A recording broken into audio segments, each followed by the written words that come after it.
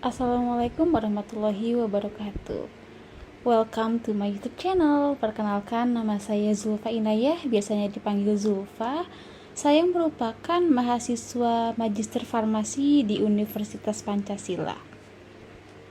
Pada kesempatan kali ini, saya akan memaparkan video pembelajaran mengenai perkembangan sediaan farmasi, alat kesehatan, dan teknologi di dunia kesehatan, khususnya di Indonesia, pada zaman dahulu versus zaman sekarang. Kita lihat perkembangannya seperti apa.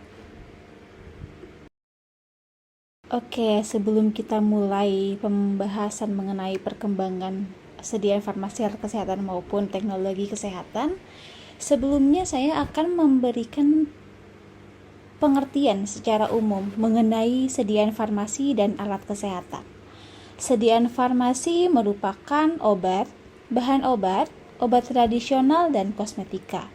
Sedangkan alat kesehatan merupakan instrumen atau aparatus atau mesin yang tidak mengandung obat yang digunakan untuk mencegah, mendiagnosis, menyembuhkan, meringankan penyakit, merawat orang sakit, memulihkan kesehatan pada manusia, serta membentuk struktur dan memperbaiki fungsi tubuh.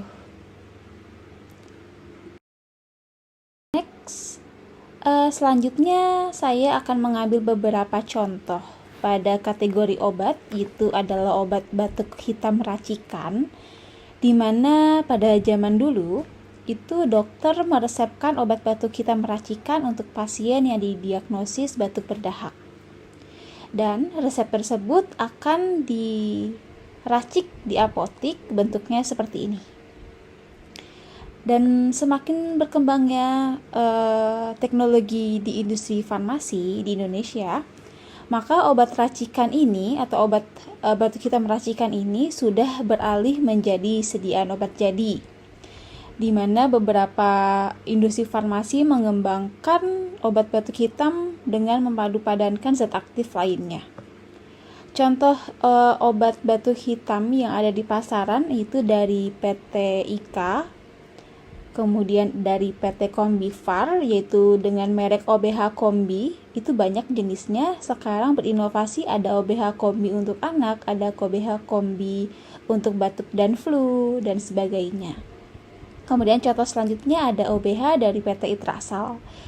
Dan merek dagang Comix OBH yang diprodusenkan oleh PT Kalbe juga mengandung obat batuk hitam dan berbagai macam inovasi yang lainnya.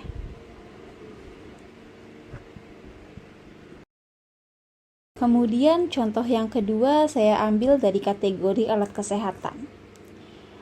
Ini merupakan termometer air raksa, di mana termometer ini dibuat dari air raksa yang ditempatkan pada suatu tabung kaca. Tanda yang dikalibrasi pada tabung membuat temperatur dapat dibaca sesuai dengan panjang air raksa di dalam gelas dan bervariasi sesuai suhunya.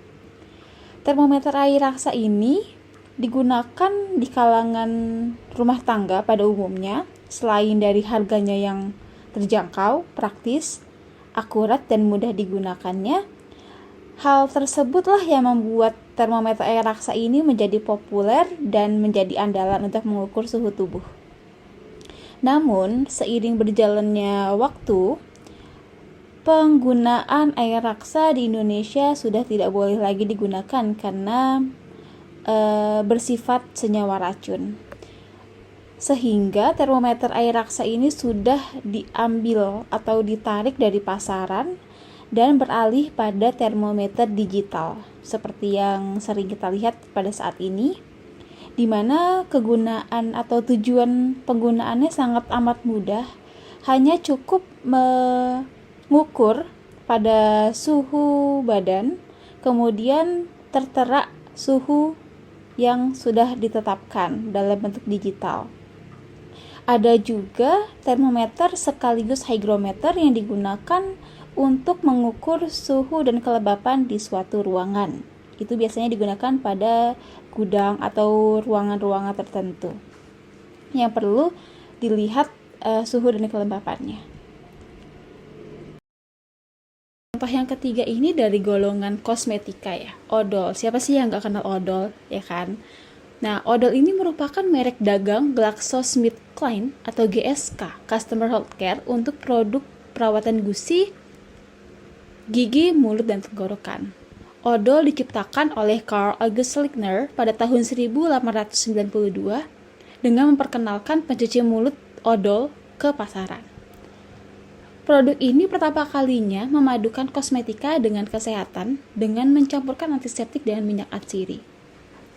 Sejarahnya pada akhir 1930, odol diproduksi di lebih dari 20 negara termasuk Hindia Belanda dan sempat pernah masuk ke Indonesia merek odol ini. Tapi, seiring berjalannya perkembangan dalam dunia pasta gigi, odol tidak lagi dijual di Indonesia.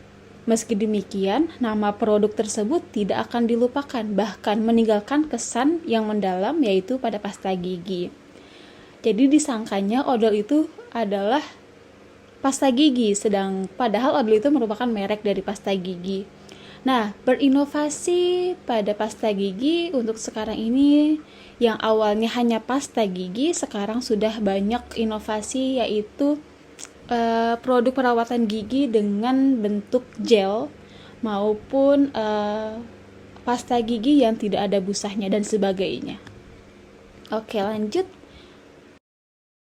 Baik, selanjutnya saya akan menjelaskan mengenai perkembangan dunia kesehatan di era digital. Pernah mendengar revolusi industri 4.0? Oke. Revolusi Industri 4.0 merupakan periode perkembangan baru di mana teknologi sudah mencapai kemajuan yang belum pernah terjadi sebelumnya. Dalam kemajuan teknologi berbasis digital yang dinilai paling besar pengaruhnya yaitu teknologi kesehatan. Perkembangan teknologi kesehatan itu memiliki banyak sekali manfaat. Salah satunya adalah untuk mempermudah akses masyarakat untuk mendapatkan layanan kesehatan. Oke, berikut salah satu contoh perkembangan teknologi di era digital, yaitu telemedicine. Telemedicine adalah pelayanan kesehatan yang diberikan oleh tenaga kesehatan ataupun petugas kesehatan dengan memanfaatkan teknologi informasi dan komunikasi untuk mendiagnosis, mengobati, mencegah, dan mengevaluasi kondisi kesehatan seseorang yang berada dalam kondisi jauh dari fasilitas kesehatan. Nah, ini adalah sebagai contoh dari aplikasi telemedicine yaitu Halodoc. Sering kan dengar aplikasi Halodoc? Ya, Halodoc merupakan suatu startup atau perusahaan startup yang berasal dari Indonesia dengan basis di bidang kesehatan. Berdiri sejak tahun 2016 tepatnya di Jakarta. Di mana tujuan aplikasi Halodoc itu adalah untuk memberikan kemudahan kesehatan, kemudahan akses kesehatan untuk masyarakat Indonesia. Bisa dibayangkan aplikasi ini sangat amat membantu pada saat pandemi COVID-19 di mana masyarakat mengurangi mobilitas untuk keluar dari rumah. Sehingga banyak masyarakat yang menggunakan aplikasi Halodoc untuk berkonsultasi dengan dokter sekalipun. Jadi yang awalnya banyak pasien yang datang ke rumah sakit ataupun klinik dengan antrian yang sangat panjang, dengan menggunakan aplikasi Halodoc mungkin bisa dapat mudah untuk berkonsultasi dengan dokter dan untuk waktunya juga sangat fleksibel. Kemudian platform Halodoc ini itu adalah platform yang aman di mana menghubungkan antara pasien dengan dokter yang berlisensi, kemudian menghubungkan pasien dengan asuransi, laboratorium, bahkan apotik yang menjadi satu dalam aplikasi seluler. Bisa dibayangkan bagaimana kemudahan aksesnya dalam aplikasi tersebut. Kemudian visi dan misi Halodoc yaitu visinya adalah menjadi pendamping perawatan kesehatan digital terpercaya dan misinya adalah mempermudah akses perawatan kesehatan melalui teknologi. Oke, baik. cukup sekian video pembelajaran mengenai perkembangan sediaan farmasi, alat kesehatan, dan teknologi kesehatan di Indonesia pada zaman dulu dan seperti apa pada sekarang. Jika ada pertanyaan, bisa ditulis di kolom komentar pada video ini, dan jika saya ada salah kata, mohon dimaafkan. Cukup sekian dan terima kasih. Sampai jumpa di video berikutnya. Assalamualaikum. Bye-bye.